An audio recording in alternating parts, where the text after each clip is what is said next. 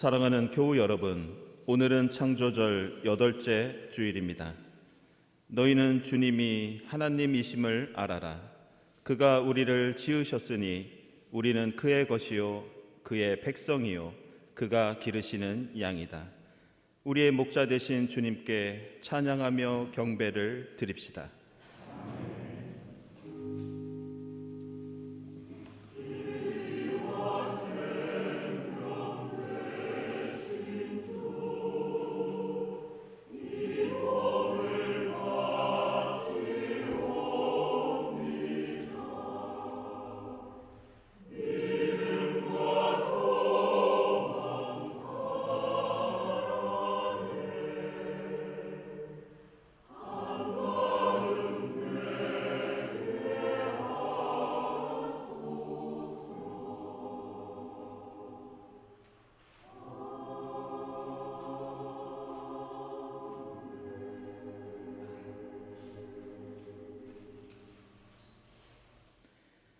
하나님, 시온에서 주님을 찬양함이 마땅한 일이니 우리가 주님께 한 서원을 지키렵니다.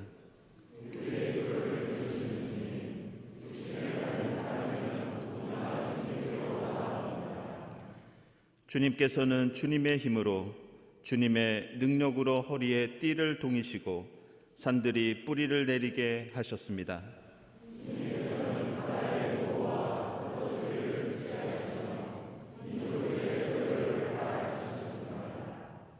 땅끝에 사는 사람들까지 주님께서 보이신 징조를 보고 두려워서 떱니다.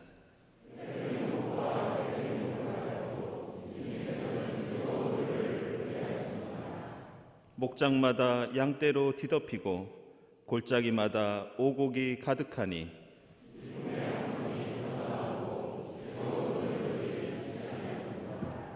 아멘.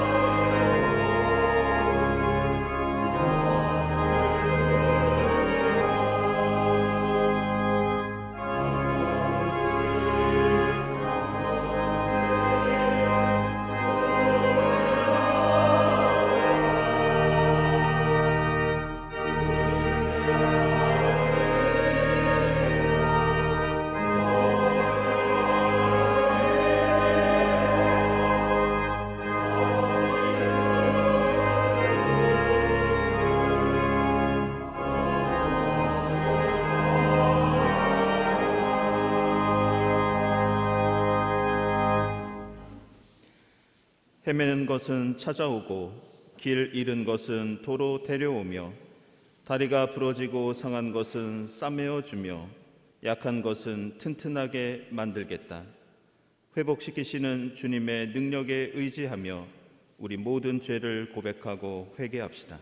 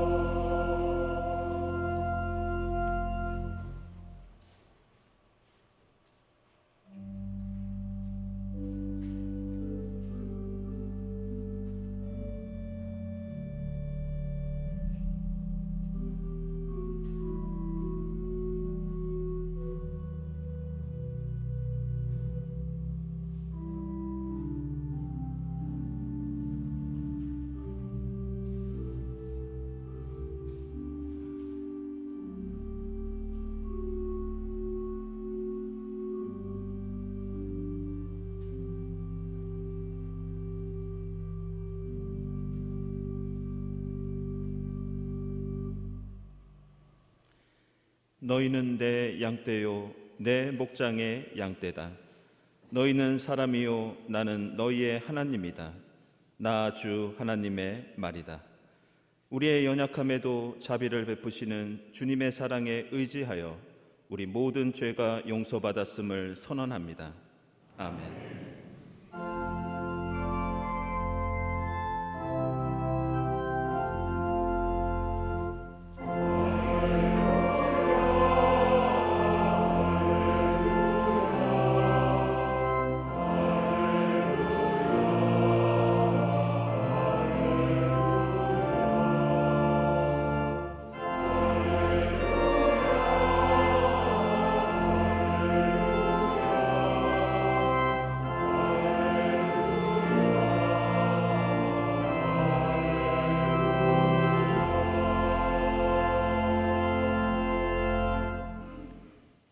구약의 말씀은 예레미야서 14장 1절에서 10절까지입니다.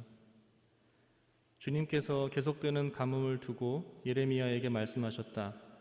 유다가 슬피 울고 성읍마다 백성이 기력을 잃고 땅바닥에 쓰러져 탄식하며 울부짖는 소리가 예루살렘에서 치솟는다.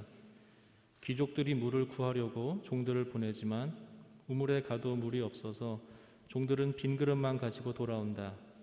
종들이 애태우며 어찌할 바를 모른다. 온 땅에 비가 내리지 않아서 땅이 갈라지니 마음 상한 농부도 애태우며 어찌할 바를 모른다. 들녘의 암사슴도 연한 풀이 없어서 갓 낳은 새끼까지 내버린다. 들나귀도 언덕 위에 서서 여우처럼 헐떡이고 뜯어먹을 풀이 없어서 그 눈이 흐려진다. 주님, 비록 우리의 죄악이 우리를 고발하더라도 주님의 이름을 생각하셔서 선처해 주십시오. 우리는 수없이 반역해서 주님께 죄를 지었습니다. 주님은 이스라엘의 희망이십니다. 이스라엘이 환난을 당할 때에 구하여 주시는 분이십니다. 그런데 어찌하여 이 땅에서 나그네처럼 행하시고 하룻밤을 묵으러 들른 행인처럼 행하십니까? 어찌하여 놀라서 어쩔 줄을 모르는 사람처럼 되시고 구해줄 힘을 잃은 용사처럼 되셨습니까? 주님, 그래도 주님은 우리들 한가운데에 계시고 우리는 주님의 이름으로 불리는 백성이 아닙니까? 우리를 그냥 버려두지 마십시오. 주님께서 이 백성을 두고 이렇게 말씀하신다. 그들은 이리저리 방황하기를 좋아하고 어디 한 곳에 가만히 서 있지를 못한다. 그러므로 나 주가 그들을 좋아하지 않으니 이제 그들의 죄를 기억하고 그들의 죄악을 징벌하겠다.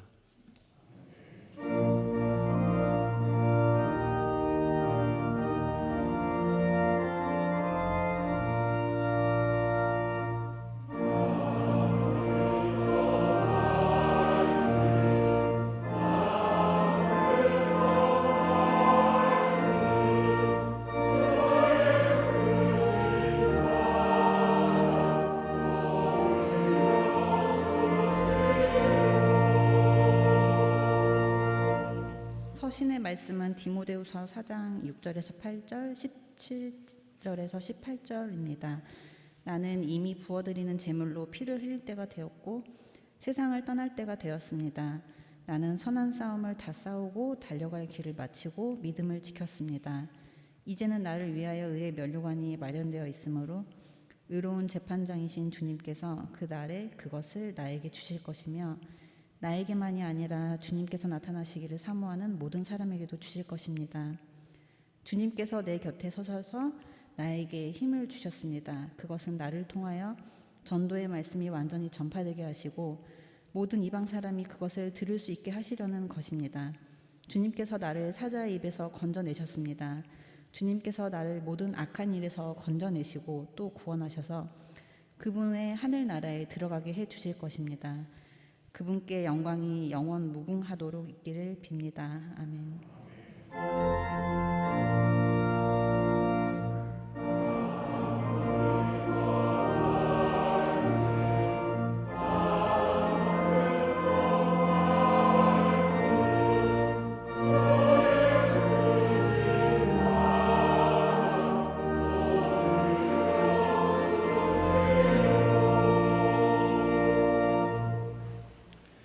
복음의 말씀은 누가복음서 18장 9절부터 14절까지입니다.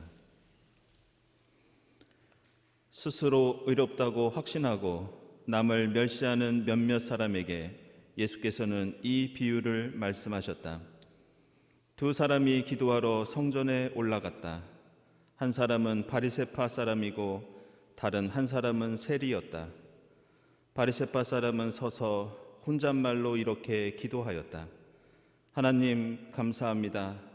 나는 남의 것을 빼앗는 자나 불의한 자나 간음하는 자와 같은 다른 사람들과 같지 않으며 더구나 이 세리와는 같지 않습니다. 나는 일에 2번씩 금식하고 내 모든 소득의 11조를 바칩니다. 그런데 세리는 멀찍이 서서 하늘을 우러러볼 엄두도 못 내고 가슴을 치며 아 하나님 이 죄인에게 자비를 베풀어 주십시오 하고 말하였다. 내가 너희에게 말한다. 의롭다는 인정을 받고서 자기 집으로 내려간 사람은 저 바리새파 사람이 아니라 이 세리다. 누구든지 자기를 높이는 사람은 낮아지고 자기를 낮추는 사람은 높아질 것이다. 아멘.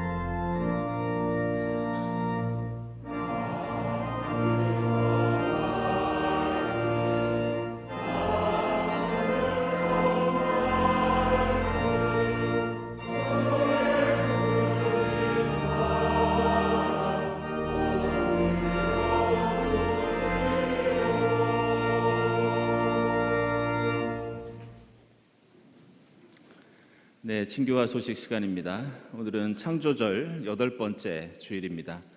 이 자리에 함께하신 교우들 또 인터넷으로 예배드리고 계신 교우들 모두 환영합니다. 주위에 계신 분들과 함께 평화 인사 나누겠습니다. 주님의 평화를 빕니다.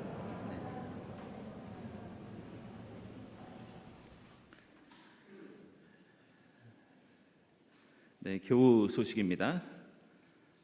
박정호 집사님 모친 되시는 이원희 성도님께서 향년 88세로 지난 15일에 소천하셨고 은혜 가운데 장례를 잘 마쳤습니다. 다시 한번 주님의 위로를 빕니다. 그리고 우리 여정성 장로님 어머님 되시는 이경순 권사님, 네, 지난 엊그저께 하나님의 부르심을 받아서 어제까지 장례를 잘 마쳤습니다. 오늘 이 시간에는 여정성 장로님과 우리 김진욱 집사님 위로의 인사를 함께 나누기 위해서 오셨습니다. 함께 인사 나누겠습니다. 주님의 위로를 빕니다.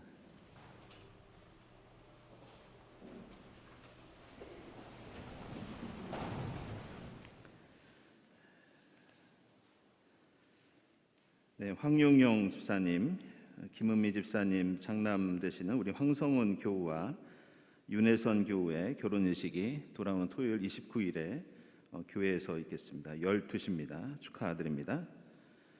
그리고 우리 미국에 계신 교우인데요. 이재명 집사님, 김은혜 권사님 따님 되시는 이나리 교우, 그리고 빌리 매뉴얼 교우가 이번에 둘째 아들 쟈니 매뉴얼 아들을 얻으셨습니다. 축하드립니다. 그리고 홍윤아 집사님 이 아트 생활소품 가게를 온라인으로 창업을 하셨습니다. 네이버나 다음에 이 아이디어스 스토어로 들어가시면은 볼 수 있다고 하십니다. 많은 이용 바랍니다. 네, 화요기도회 계속되고요. 경동 마라톤 모임 24일 월요일에 오후 6시부터 있겠습니다. 이건희 집사님께 문의해 주시기 바랍니다. 다음 주일에 한나 이소회 원래회 있고 또 권사회 있겠습니다. 그리고 11월 열린 산행이 5일 청계산에서 진행되도록 하겠습니다. 관심 있는 분들께서는 윤주인 집사님께 문의해 주시기 바랍니다. 다음 주일은 저희가 창조절 9번째 주일이면서 10월의 마지막 주일 종교개혁 주일입니다. 저희가 늘 특강을 들어왔었는데요. 다음 주일에는 말씀드렸던 것처럼 목회 데이터 연구소의 지용군 대표를 모시고 이 포스트 코로나 시대의 한국교회 현황과 전망에 대해서 함께 나누도록 하겠습니다. 많은 참여 부탁드립니다. 한마음 탁구 대회 오늘까지 신청 받겠습니다. 많은 참여 부탁드립니다. 세례 및 견신내 어린이 세례 신청은 다음 주일까지 진행되도록 하겠습니다. 잠모실 운영 계속되고 있고요. 오늘 박재준 전도사님 이 틸리에 관한 성경 공부 오늘 마지막 시간입니다. 그동안 참여해 주신 분께 감사드리면서 오늘도 많은 관심 부탁드립니다. 교회 음악사 자료 계속해서 모집하고 있고요. 장로의 주간 성서 연구 강좌 4강이 27일 오후 7시 30분부터 장공 제풀에서 있습니다. 이번에는 순복음 교회의 이선민 목사님 모시고 장애인 선교에 대해서 함께 나누겠습니다. 창조절 목요음악회 돌아오는 주간에는 권정원 집사님, 임세은 선생님께서 진행해 주십니다. 다음 주일 예배위원 감사드리고 감사원금 하나님께 드립니다. 그리고 김인태 집사님, 이재숙 권사님 자녀 혼례 감사로 오늘 떡을 대접해 주셨습니다. 맛있게 드시고 축하해 주시기 바랍니다. 기도드리겠습니다.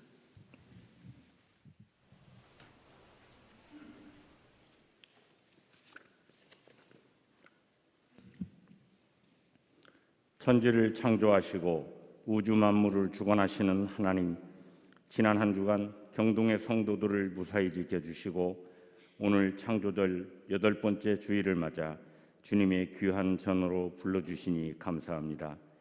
이 시간 창조주 하나님만이 온 세상의 주인이시며 우리가 가지고 누리는 모든 것 또한 온전히 하나님께로부터 받은 것임을 고백하고 오직 주님께만 영광을 돌리는 참된 예배를 드리게 하여 주시옵소서.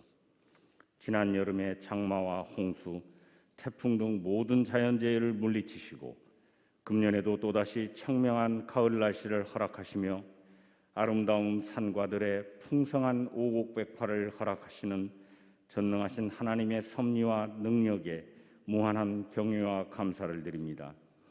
태초에 하나님께서 이 세상을 창조하실 때 생명체가 살아가기 적절한 모든 환경을 갖추어 주셨으며 특별히 주님의 형상대로 사람을 만드시고 살아있는 모든 생물을 다스리게 하시고 먹거리로 주셨습니다.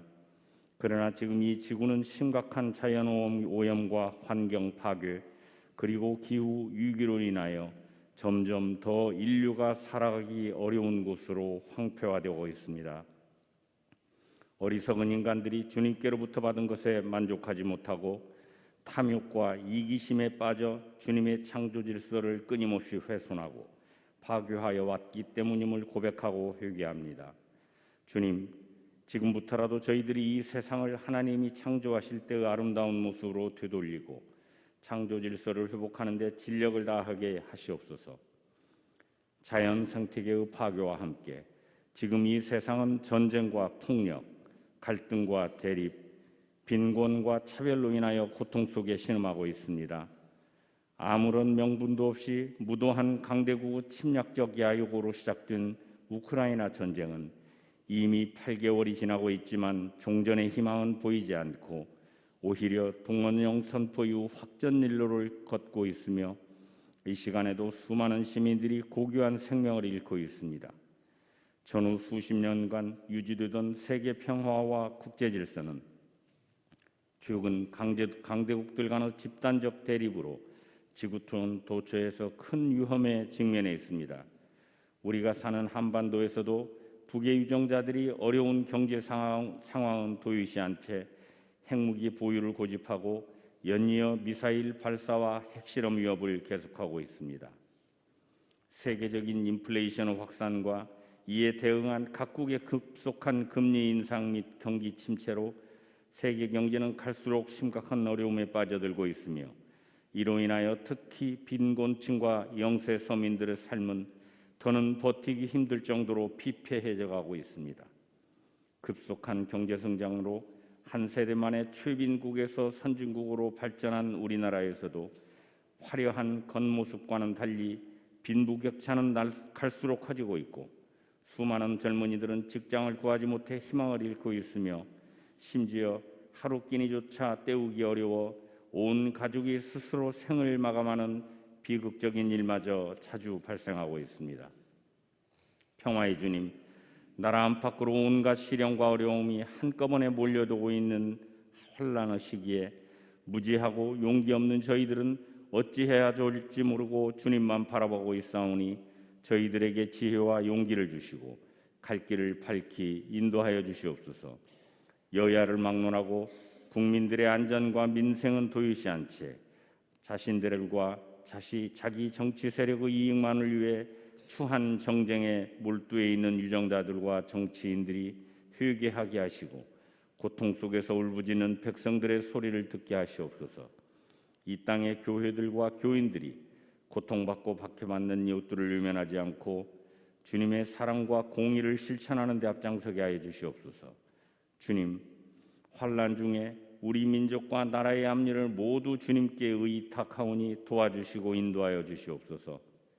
자비하신 주님, 풍요로운 수학과 결실의 계절에 우리 교회의 모든 과정과 교인들에게 하늘의 충만한 복을 내려주시옵소서. 경동교회에 보내주신 이명선 목사님과 목회자들의 건강을 지켜주시고 어려운 시기에 목자들을 잘 이끌 수 있는 능력과 지혜를 주시옵소서. 지난주 천국으로 부르심을 받은 권사님과 성도님의 주님 나라에서 영원한 안식을 누리게 하시고 결혼을 앞두고 있는 자녀들의 가정에 축복을 내려주시옵소서. 이 시간에도 무거운 질병으로 고통받고 있는 환우들에게 놀라운 치유의 은사를 허락하여 주시고 특별히 환절기에 교회의 연로하신 장로님과 권사님 그리고 교우님들의 건강을 지켜주시옵소서. 가난으로 고통받고 있는 많은 가정들과 희망을 잃고 있는 젊은이들에게 일할 처소와 물질적 여유를 허락하여 주옵소서. 한 달도 남지 않은 수능 시험을 앞두고 불안과 초조 속에서 마지막 준비에 여념이 없는 어린 학생들에게 지혜와 용기를 주시고 돌보는 가족들에게도 마음의 위로를 주시옵소서. 오늘 강단에 세우신 이명선 목사님을 성령 충만케 하셔서 우리에게 전하는 하나님의 말씀으로 모두 은혜 받는 시간 되게 하여 주시고 성가대의 찬양을 기쁘게 받아주시며 매주 예배를 돕는 미디어 위원회 봉사자들과 주일학교 선생님들 그리고 교회의 보이지 않는 곳에서 봉사하는 많은 분들을 일일이 기억하시고 하늘의 복을 허락하여 주시옵소서. 주님께 모든 감사와 찬송과 영광을 돌려드리며 이 모든 간구 우리 구주 예수 그리스도 이름으로 기도를 올리옵나이다. 아멘.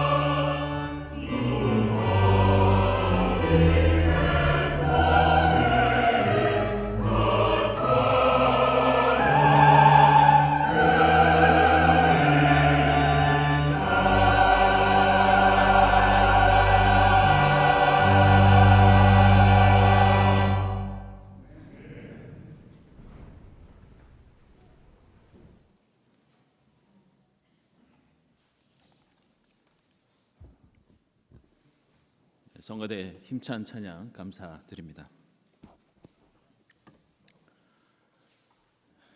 최근 우리나라를 비롯해서 전 세계 뉴스를 보다 보면 이 위기라는 말을 참으로 많이 듣게 됩니다.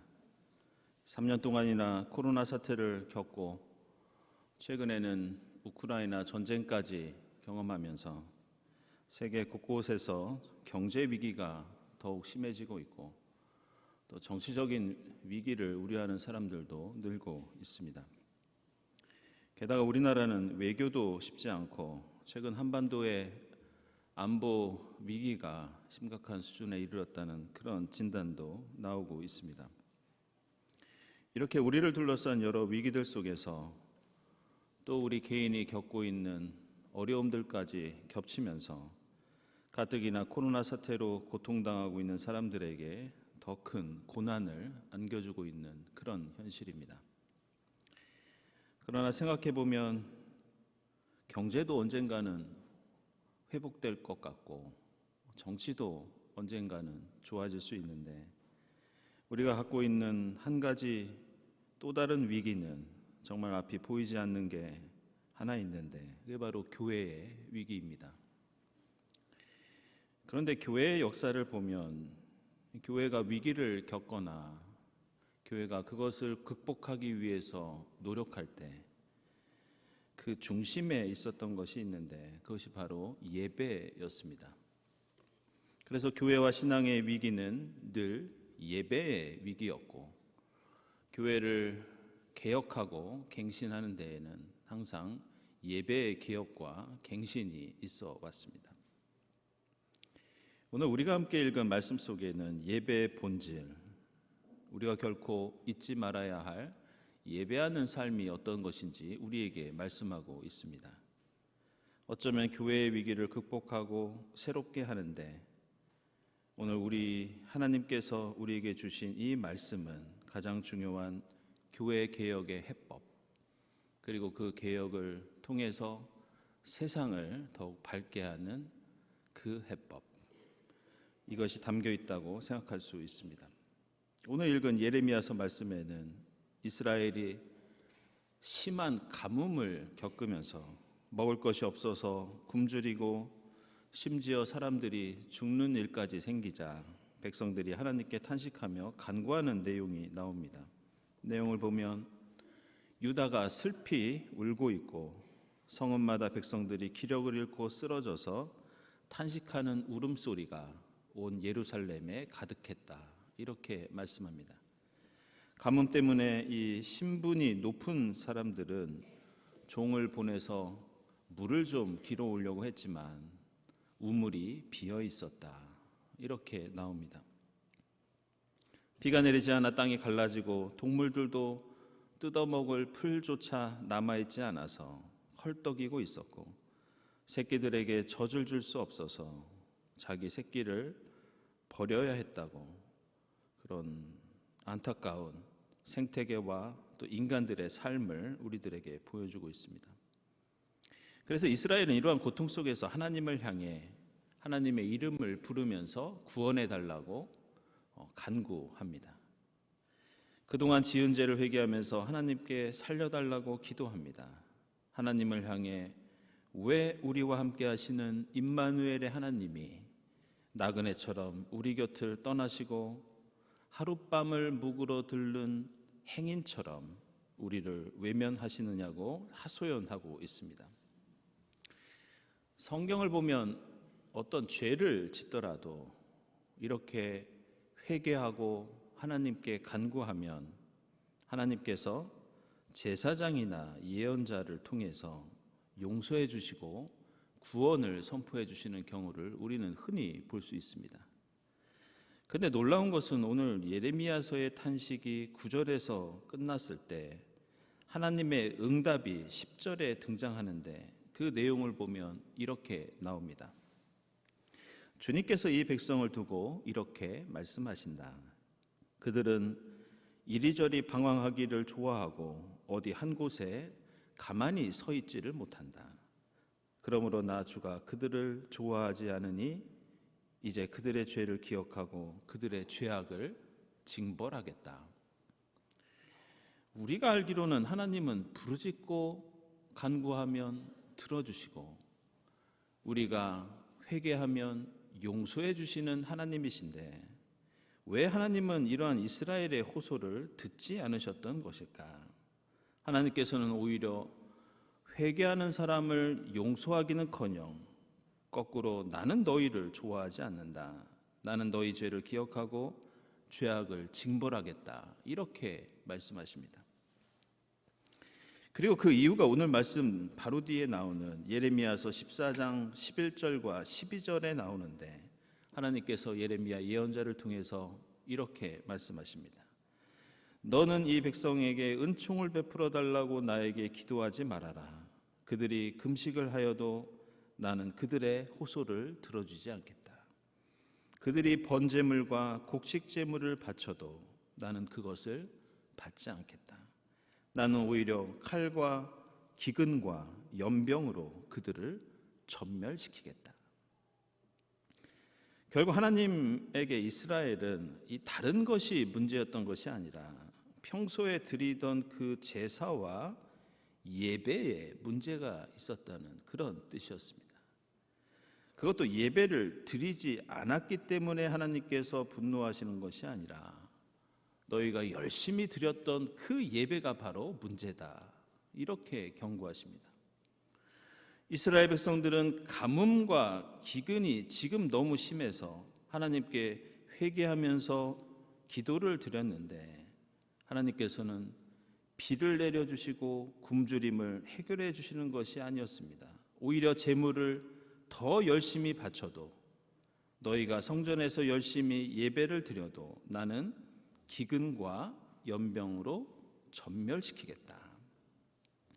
생각해보면 지금 이스라엘 백성들은 먹을 것이 없어서 배가 고파서 아우성이 없고 따라서 먹는 것이 없는 가운데 하나님께 번제물과 곡식제물을 바친다는 것은 엄청난 희생과 정성입니다.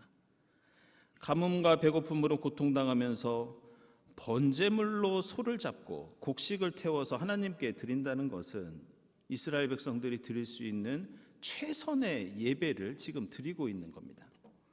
그런데 하나님께서는 그 예배조차, 그 최선의 노력조차 보지 않으시고 오히려 겨우 가져온 그 제물들을 다음에는 아예 드리지 못하도록 내가 다시 기근과 연병을 내려서 너희를 전멸시키겠다. 이런 심판을 내리십니다. 그렇다면 하나님께서 말씀하시는 이스라엘이 잘못 드렸던 예배는 무엇이었는가? 그것은 오늘 10절에 나오듯이 예배를 드리는 사람들이 하나님의 뜻 위에 바로 서지 못하고 그 뜻을 벗어나 이리저리 방황했다는 겁니다. 다시 말해서 그들은 예배 때만 하나님께 잘 보이고 예배 때만 잘못을 뉘우치고 예배를 드릴 때에만 온갖 아름다운 말로 찬양하고 기도하고 예배에서만 하나님의 뜻을 지키겠다고 결단했다는 뜻입니다. 그리고 예배를 마치고 돌아가면 이리저리 돌아다니면서 방황을 하고 어디 한 곳에 가만히 서 있지도 못하고 말씀 가운데 결단했던 대로 살지 못했다. 이런 말씀입니다. 그래서 오늘 예레미야서 말씀은 하나님께 립 서비스만 하는 사람들, 예배 때 드렸던 찬송처럼 기도처럼 말씀처럼 손과 발을 움직여서 실천하지 못하고 오직 입술로만 하나님을 믿었던 사람들, 바로 그들을 향한 심판이었습니다. 오늘 누가복음서에서도 비슷한 내용이 나오는데 자신을 의롭다고 생각하며 다른 사람을 멸시하던 바리새인은 정기적으로 금식을 하고 11조를 바치고 율법을 지키면서 자신은 항상 최고의 예배를 드린다고 자랑하던 사람이었습니다. 그런데 이 비유에 나오는 저 멀리 있던 한 세리는 감히 하늘을 우러러볼 엄두를 내지 못하고 가슴을 치며 이 죄인을 용서해달라고 애통하고 있었습니다. 그런데 예수께서는 예배를 받아주시고 의롭다고 해주신 사람이 이 바리새파 사람이 아니라 그 세리였다고 하시면서 자기를 높이는 사람은 낮아지고 자신을 낮추는 사람은 높아진다고 말씀하십니다. 우리는 오늘 이 말씀이 예배드리는 자의 태도가 교만해서는 안 되고 늘 겸손해야 한다, 이런 생각을 합니다.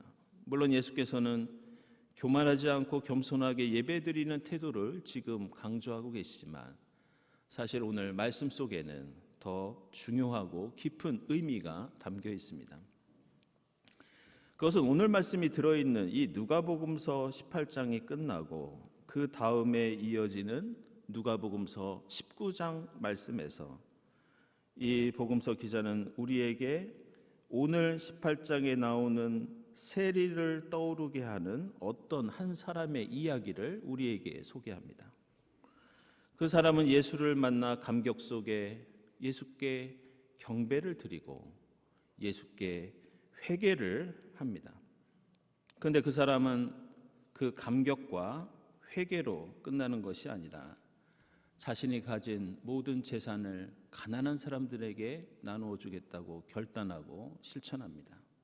그 사람이 누구였느냐? 바로 오늘 비유에 나오는 세리, 그 사람은 우리가 알고 있는 삭개오입니다. 따라서 누가복음서 기자가 오늘 예배 자리에 서 있는 세리와 바리새인을 비유로 소개하고 있는 것은 어떤 자세로 예배를 드려야 하느냐, 이것도 중요하지만 예배를 드린 다음에 어떻게 살아야 하느냐, 바로 예배 후의 삶에 대해서 말씀하고 있는 겁니다. 아무리 아름다운 예배당에서 훌륭한 찬양과 예배 순서에 따라 최선의 예배를 드리더라도 예배를 드리고 그 삶이 그 예배를 따라가지 못한다면 그 예배는 무효가 된다는 것, 그것이 오늘 말씀 속에 들어있는 중요한 의미입니다. 우리는 신앙생활을 하면서 사실 여러 종류의 예배를 경험할 기회가 있습니다. 그런데 이 그리스도교 세계에서 우리가 한 번쯤은 좀 경험을 해보고 그 의미를 되새길 만한 훌륭한 예배 전통을 가진 공동체가 있는데 그 공동체가 바로 동방정교회입니다. 저도 가톨릭 미사에도 참여해보고 성공회, 장로교, 감리교, 심지어 중동의 마론교의 예배도 참석해 보았지만 이 이디오피아 정교회 예배에 참석했던 그 경험을 저는 잊지 못합니다. 그런데 흥미로운 것은 다른 개신교 교회들은 예배를 드리거나 성찬을 하기 전에 유럽에서는 이 커피나 도넛을 먹는 경우가 있고 또 간단한 스낵을 먹는 경우들이 있습니다. 우리 한국교회도 아침을 드시지 않고 오시는 경우에는 예배 전에 떡도 드시고 차도 드시고 전 세계 개신교는 대체로 비슷한 경향을 갖고 있습니다. 그런데 이 동방정교회에서는 원래 성직자들이나 수도자들이 그리고 신도들도 이 성찬 전에는 아무것도 먹지 않는 그런 전통을 갖고 있습니다. 그 이유는 지금 우리가 몸과 마음으로 느끼는 이 배고픔, 이 허기, 이것을 먼저 주님의 귀한 몸과 보혈로 채워야 한다는 그런 신념이 있습니다. 자신의 빈속을 이 음식 저 음식으로 먼저 채우지 않고 성찬을 통해서 주님의 몸과 피를 먼저 내 몸과 마음과 영혼으로 받아들이는 것, 어떻게 보면 아름다운 믿음과 전통이라고 할 수 있겠습니다. 그런데 이 동방정교회는 독특한 예배 신학이 하나 더 있는데 그것은 예배 후에 함께 밥을 먹는 일입니다. 물론 우리도 예배를 마치면 공동 식사를 합니다. 하지만 우리는 예배를 마치고 꼭 친교실에서 밥을 먹지 않더라도 평양냉면에 가서 냉면을 먹을 수도 있고 그리고 집에 가서 혹은 다른 식당에서 다른 식사를 할 수 있습니다. 그런데 정교회에서는 이런 얘기를 합니다. 예배가 끝난 다음에 우리가 밥을 함께 먹지 않는다면 어떤 예배라도 완전한 예배가 될 수 없다. 그 이유는 우리의 신앙은 예수와 나 개인의 관계에서 일어나는 것이 아니라 예수가 아니라 삼위일체 하나님, 나 개인이 아니라 우리 공동체 사이에 일어나는 구원의 사건이라는 겁니다. 예배를 통해서 삼위일체 하나님의 성호를 부르며 공동체 모두가 함께 찬양하고 기도하고 함께 말씀과 성찬을 나누었는데 자기 혼자 교회를 떠나 따로 밥을 먹는다는 것은 방금 우리가 함께 드린 그 예배, 방금 우리가 나눈 그 성찬의 의미와 맞지 않는다는 그런 의도였습니다. 근데 더 놀라운 것은 정교회의 예배 신학은 예배 후에 그렇게 함께 먹는 식사로 끝나지 않습니다. 그 밥을 함께 먹는 이유는 방금 드린 예배의 의미를 되새기고 실천하기 위해서입니다. 그런데 거기에는 또 다른 이유가 있는데, 밥을 먹는 이유가 있는데, 그것은 이제 세상에 나아가 함께 밥을 먹었던 그 힘과 그 기억을 가지고 세상 속에서 이웃들과 먹고 마시며 사랑을 나누는 걸 결단하기 위해서, 그러기 위해서 공동 식사를 한다는 그런 신학이었습니다. 그래서 이 예배의 목적은 주일에 드리는 이 예배와 예배 후에 함께 나누는 식사, 그리고 세상 속에 이웃과 함께 나누는 사랑, 그것이 예배의 목적입니다.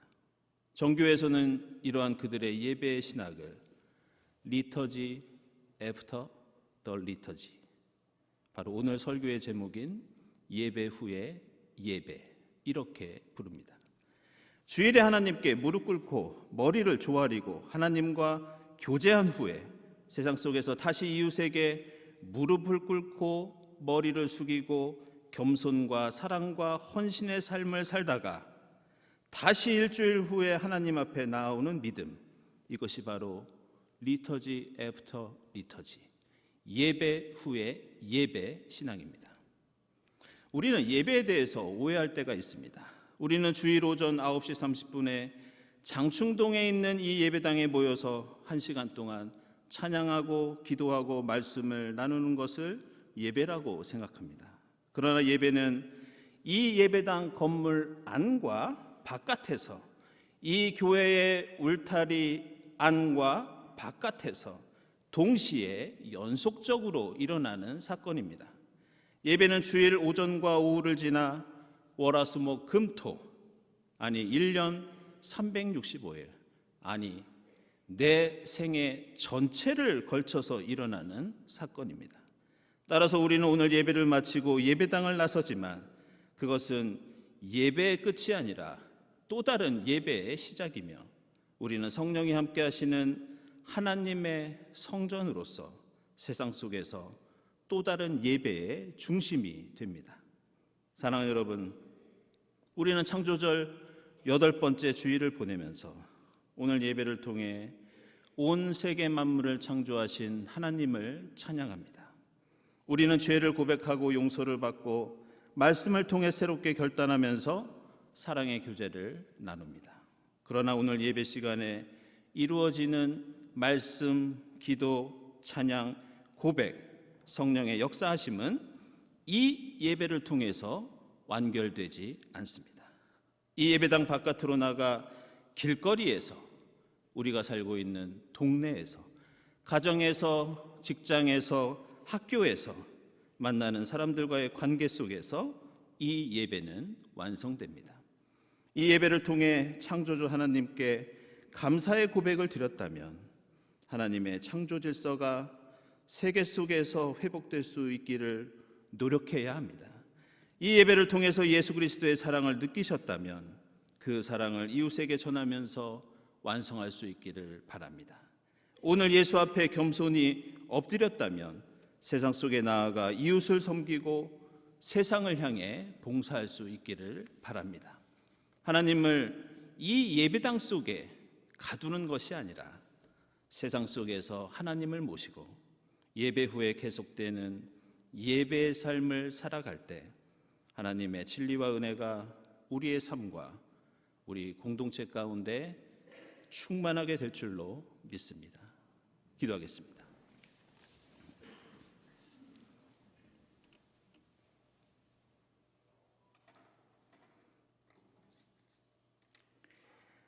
하나님, 저희로 예배의 자리로 불러주시고 이 시간 하나님의 이름을 부르며 예배하게 하시니 감사합니다.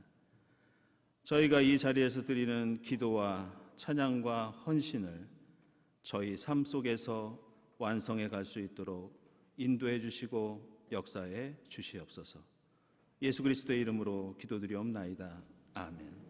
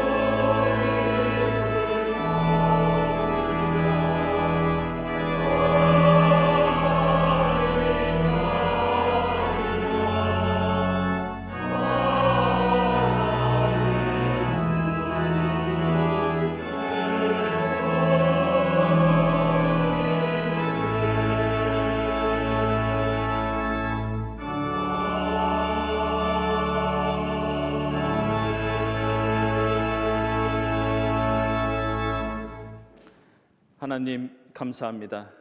저에게 베풀어 주신 사랑과 은혜에 감사하면서 정성껏 예물을 드립니다. 이 예물과 이 예배를 기쁘게 받아 주시옵소서. 이 예물이 쓰이는 곳에 하나님 영광 높이 드러나게 하시고 쓰일 때마다 하나님의 사랑을 갈구하는 이들에게 힘과 용기가 되게 하옵소서. 예물을 바치는 손길들을 기억해 주시고 하나님의 뜻 안에서 하늘의 복을 누리게 하옵소서. 예수 그리스도의 이름으로 기도드리옵나이다. 아멘.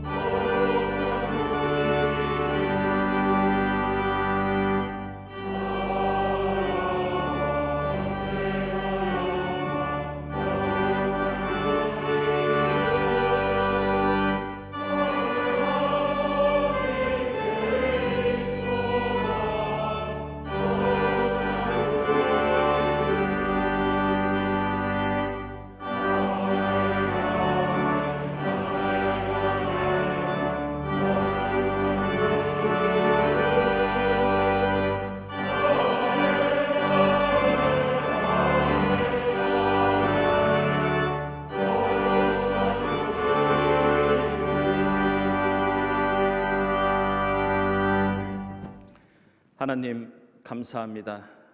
저희를 하나님의 자녀로 삼아주시고 주님 앞에 나와 주님의 이름을 부르며 예배할 수 있도록 인도해 주시니 감사합니다. 저희가 이 자리에서 드리는 이 기도, 이 찬양, 함께 나눈 그 말씀을 세상 속에서 더욱 풍성하게 완성해 가는 저희의 삶과 믿음이 될 수 있도록 인도해 주시옵소서.